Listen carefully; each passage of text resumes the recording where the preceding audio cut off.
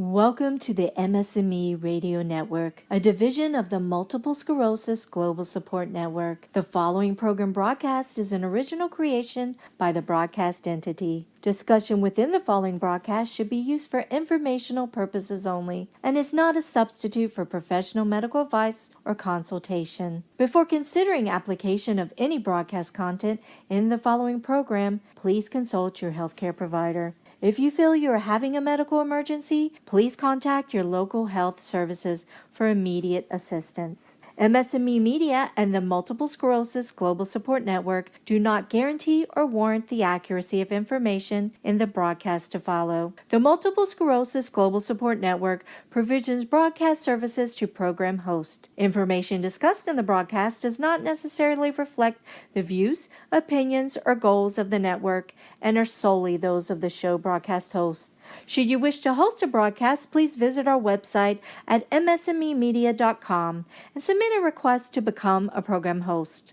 We thank you for listening to the MS&Me Radio Network. Enjoy the show. Hi, this is Dawn Melanie.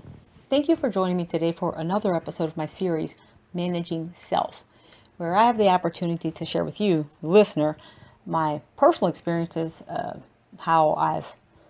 that I've used and that I still use on a daily basis to successfully manage my multiple sclerosis for over the past 19 years. Elements that I consider key for my success are fitness, food, family, friends, and fun. Now, I was the youngest of 4 children, and I've always been close to my family. And my family are usually around somewhere in the picture when there's food, and whenever there's all 3 of those elements, family and friend, or family, friends, and food in the picture, we always have fun. It's inevitable. Now, I was born and raised in New Orleans, Louisiana, and down there, basically, every day is a good day to party. Basically, every day they practice the French term "laissez les bons temps brûler," which means let the good times roll. And like I said, I was there, born, raised, went to university there. So 24 years, I stayed in the city before moving, and I'll share with you that is a way of life down there. Let the good times roll. And it's kind of challenging to me sometimes because I have to remind my friends and family sometimes that, hey, I can't party like you guys want to, and just tell them or remind them or inform them of just how unwieldy MS can be, even for me. Okay, so basically maybe it's my fault because I don't look sick, so it's my fault. Here I am smiling, wearing 4 to 6 inch heels.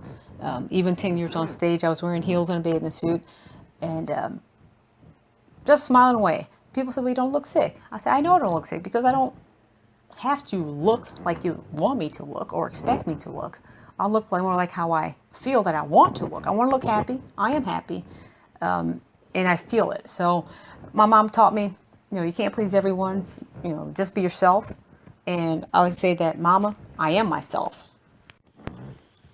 Okay, perhaps this is my fault. My fault because I know I don't look sick. I don't look sick 24 hours a day. I often tell people, hang out with me for 24 hours and just see how I progress, or shall I say regress, or shall I say my downfall. I throughout the day I consider myself on a constant downfall with energy and things like that. My walking abilities, my balance, my speech, it's often very much affected as the day goes on. So, I understand if you saw me at any given point, maybe working out, maybe walking with a cane with 4 to 6 inch heels on, especially during the 10 years that I was on the competitive bodybuilding or figure stage. I had 4-inch heels on and a bathing suit, a big old smile on my face. Seriously? Yeah, with MS. Well, my last competition, I did have my cane as well on stage, but again, the smile was there, and I was happy. Basically, I use different situations. I understand MS is going to throw me a curveball every day, but I think I found my inner peace, especially with the competition and competitive thing, and smiling, staying positive, and some people don't understand. Well, why are you smiling, or why are you doing this? And I often tell them, because I can. Why do you walk 3 miles a day, 3 to 5 miles a day? Because I can. There's been times when I couldn't do those things. So, like my mama said, you can't please everyone. Just be yourself. And mama, I know I'm myself, and I am unique, and that's me. Okay, so I've lightly touched upon how I competed in the fitness industry for 10 years. 10 years, almost half of the time that I've been dealing with MS. In fact, I say it's my MS that turned me into a figure competitor.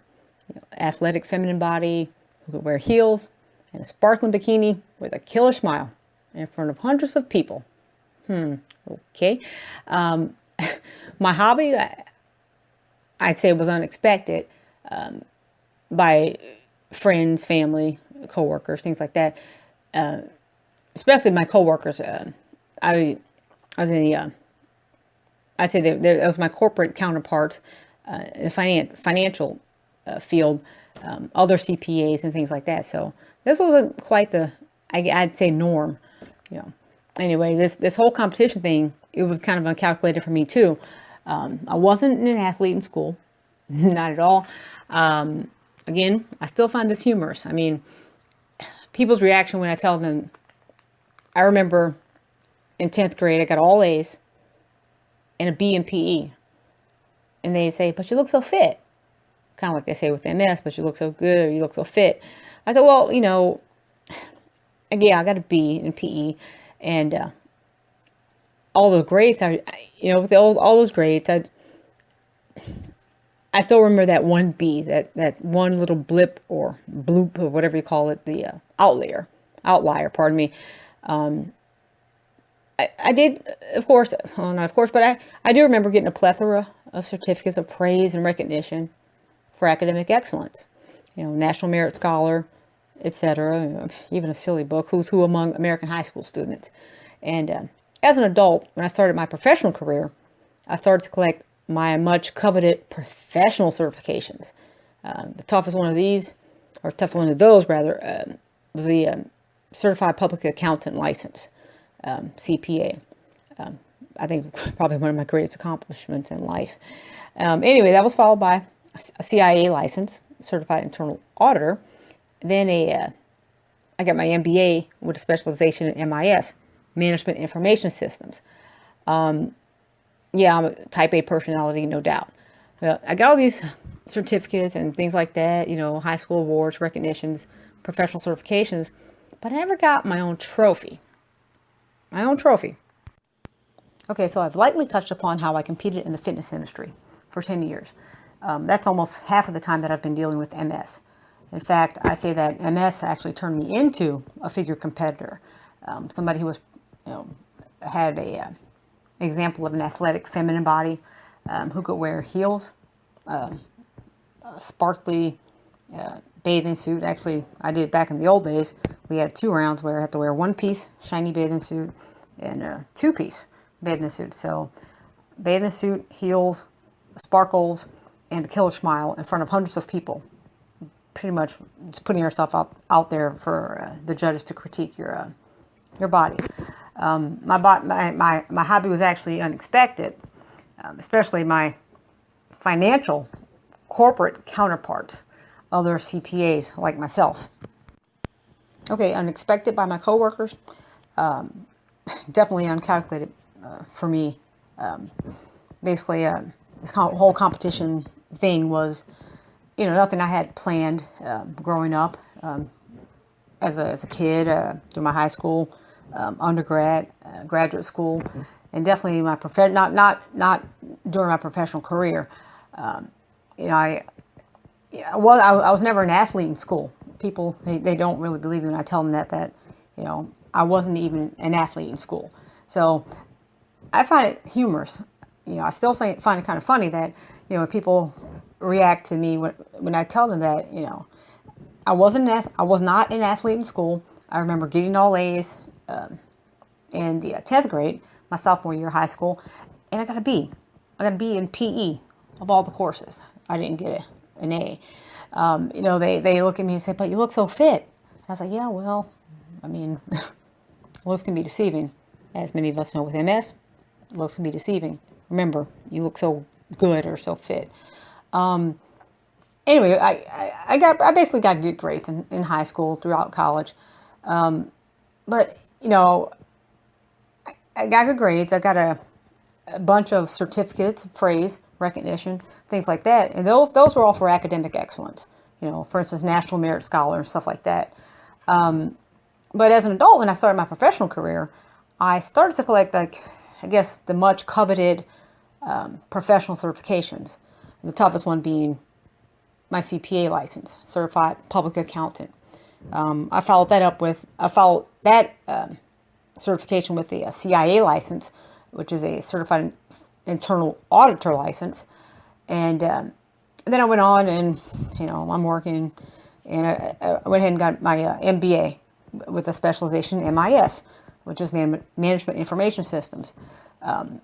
But, all these certifications I got, yada, yada, yada, high school, professional career, I never really got my own trophy. Well, not until my 8th grade graduation from my somewhat elite private school. I actually received the only trophy that was awarded to any of my graduating class of, I believe, 53 students. I got me a trophy. Yay. One of those decorative objects awarded as a prize for victory or success. I got it for the exemplary band student or something like that. I don't know, whatever. But I was really proud because I thought my best friend, she was going to get it, but I got it instead. So, I got my trophy, but it wasn't like one of either my two big brothers' shiny gold trophies. They had like these little miniature track people, that universal ready, set, go stance where they're about to take off running. I always thought those were so cool, but my parents and my two big brothers and my sister, they all often displayed, no, they didn't hold back. They displayed their approval of my accomplishments. I wasn't, like I said, I wasn't an athlete. I was more of the academic, nerdy side, some may say. But, those are my accomplishments, were my academics. So, but I remember my big brother, he was a varsity track star in high school, and I'm pretty sure he went to state. Me go to state track. His track team competed with the best of the other high schoolers in our state, and that's all good. But I'm saying, that it's funny. I tell people, say, "Oh yeah, I went to state," and they say, "Really? What sport?" And I'm like, "Well, wasn't exactly a sport. I went to state competition to represent my high school in a world geography competition." Yes, world geography, and my family actually, they made a big deal of this. As I was going through some boxes a couple of weeks ago, still unpacking for my home office, I found that award, the World Geography Award, and it's a certificate, and it's actually in a little, I guess, binder or folder similar to what my diplomas are in. And it's so funny because I looked at it, I chuckled, it's like, I remember this. And, I ever so affectionately placed it right there, right? Well, you can't see me, I'm literally pointing to the shelf where I placed the certificate. And it is, it's just above the two rows of my bronze statuettes and cups, from my figure competitions that I've won. And actually across the room from three or four 3 feet monstrosities, I call them, the trophies that I was awarded for overall wins. You may say, wait, earlier I said that I hadn't gotten my own trophy, but just that one from 8th grade. But I have to remember, that was an 8th grade high school graduation, and that was more or less, you know,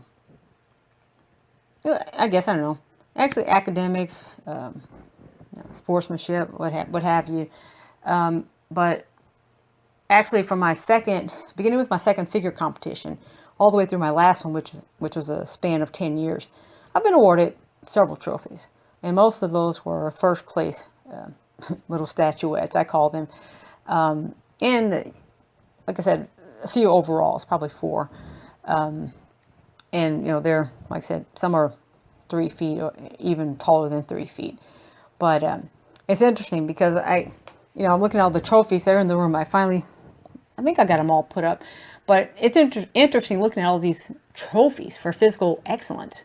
And, here I am, the young woman with MS. At the time I was 30 when I started my my fitness journey there, a competitive fitness journey. I was 30. I'm 45 now. And I was a young woman with MS, this neurological degenerative disease. And I have these little bronze statues of, which represent this unsurpassed or, athleticism. Well, not quite athleticism. I look at it as it represents the look of athleticism, of the look of an athletic body. And I often tell people it's just the look. I'm not really athletic. I can't jog in place. I can't do a jumping jack. So I look like I'm really strong, but I'm not quite as strong as I may look. Again, I wasn't the jock. I wasn't a typical jock in high school, and I'm the one who has multiple sclerosis. I tell people, I say, hey, I've had tremors. That's actually my first sign before I got diagnosed. That was my first signs of MS, were my intentional tremors. Throughout the years, I've lost my sight, hearing. I've had difficulties to even walk, and the worst case of my difficulties of walking actually happened. It happened on a competition stage in Vegas in 2008, and frustrated. That's an understatement, but I had to say it more than one too many times. I'm not drunk. I have MS, because people, during the show, after the show, they were like, kind of like, they thought I literally had partied. I think that's absurd that I would, do something so silly with all the efforts that I had put in to prepare for the show. I'm not drunk. I have MS. Wow, it was really. I said that begrudgingly, almost. Well, I didn't really believe it or want to believe that I had to say it, but I did have to say it because I had to. I knew what was going on, but friends, family members, people who just saw me in the audience, who just came to watch us compete, they didn't understand, and that was my opportunity to enlighten them about the unpredictable nature of MS and how it could affect us at any given time. Now, I want to say that my exacerbation of flare was actually caused by me standing under those heat lamps. Were pretty extreme. So, again, some people, they don't understand that heat, simple things like that, which we take for granted, can really affect us negatively if we have MS. So this dynamic, unpredictable, nature of MS. I guess for the first 10 years or so, it seemed new to me. Things still occur that aren't the same as they were before. That's for me. It's always been challenging, especially because I've always been a check the box kind of person, really regimented, very methodical, and carrying out tasks and things like that. Like I told you, I have a CPA, and anybody out there probably knows or understands, appreciates just how demanding it is to become a CPA, a certified public accountant. The courses, I remember them, not a walk in the park by any means. In the test back then, I don't know. I'm actually, there were no computer administration. There were no tests. Tests were not administered via computer back when I took the exam. It was just 2 days 16 hours of testing, just testing my sharpness, my mental acuity, my knowledge of public accounting standards, etc., things like that. And this was fine. It was hard. It's a task. Do this, do that, study. You'll pass. Okay, no problem. The CIA exam, Certified Internal Auditor exam, was actually easier for me because when I took that, I had actually had a couple of years experience under my belt, real world work experience. So it made sense to me. But my MBA, I guess academically, I don't think it was too challenging for me. Again, I had my undergrad degree in accounting, so a lot of the courses were I felt like a repetition. But to challenge myself, I went ahead and got a concentration in management information systems. But the twist came along with MS, or shall I say MS was a twist, because during the time I had just started, I had just enrolled just a few months prior to my MS symptoms onset or starting, and here I am with tremors, and my eyesight's going in and out, and just shaking and stuttering, and my leg locking up and dropping stuff. And I was like, really? Seriously? So here I am dealing with something I didn't even know what I was dealing with actually at the time. But, it was MS. And it's funny because last week, Tuesday, I was actually, I'd say, dealt a not so gentle blow. Basically a reminder of why my trophies were actually so meaningful to me.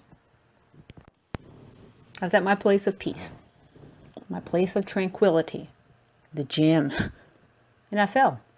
First time I had fallen in over 9 years. It was not just a fall, but an MS fall, MS related. I fell down, and it was the first time that I had ever gone down backwards. It was just like I was basically sucker punched by MS. I was not on the treadmill. I wasn't even getting off the treadmill or getting on the treadmill. I was simply near the treadmill. So my spaghetti legs basically rendered me in an eventual horizontal position. Rendered me, not gently. Like I said, I fell down backwards unsuspectingly, and I didn't even have a chance to. I didn't have a chance to break the fall. So, here I am going down. Left my rib cage crash on the treadmill. My left hip. My rib cage was on the treadmill. My left hip, my left elbow hit the floor, and basically I was sore several days following. After mustering up the courage to tell my husband what happened that day, and after his hug, I laughed. I remember the joke that I had seen on social media saying, a person with MS walks into a bar, a chair, a table. That's it. That's the joke. And I'm like, how silly is that? But I was like, you know what? I think my joke is funnier than that. So, because I had just fallen, and I decided to tell him my joke, which I thought was more appropriate and actually funnier. And it's basically, question is, how do you know someone has MS? People say, how? Answer, they fall off a treadmill and it's not on.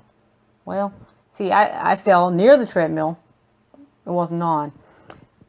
I told him that, and really didn't elicit much of a laugh from him, being that it was no pun intended, still a sore subject.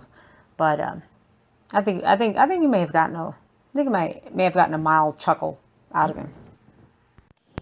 Today, friends and family often ask me, why don't you compete anymore?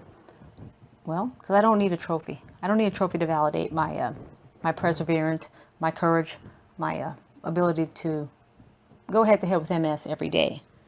Last week, when I fell, my trophy wasn't a tangible item. My trophy was symbolic. My trophy manifested itself when I stood up again. And like my mom said, do what makes you happy in life. And every day I try, or I plan to do just that. MS is unpredictable, often rerouting our plans or changing them or disrupting them. But I choose to be happy. I choose to be joyous. And because of that, I am. joyous because I can see the reactions of the encouragement from what I do, that, how it encourages other people. They tell me, that basically me sharing my experience with them has encouraged them to personally find, what makes them happy, or how they can live a healthy, happy existence with MS. I have MS. It doesn't have me. More importantly, I manage it, and I hope you all can manage your MS and find out what works best for you. Like I said, my courage to continue on the stage in Vegas with seemingly weighted legs from the MS, my courage to get up off the floor last week in the gym near the treadmill. Those are both examples of how I managed MS. Basically, I got up. I got up because I'm a winner. I'm a winner because I get up more times than I fall down. An occurrence to which I'm no stranger. After being diagnosed with MS over 18 years ago, like I said, I've been blind, deaf, speech impaired, walking, difficulties, but disabled, no. I never consider myself disabled because, it's funny that my fitness has been my refuge from this unpredictable degenerative neurological disease. 10 years of competing has allowed me to focus on my abilities, not to focus on my disabilities. And as I wrap up, I ask you to all chew on this or ponder or meditate on this Winston Churchill quote. Success is not final. Failure is not final. It is the courage to continue that counts. I wish you all a most courageous upcoming week and beyond throughout your MS journey. Again, this is Dawn Melanie, and I thank you for listening, and I hope you tune in next week.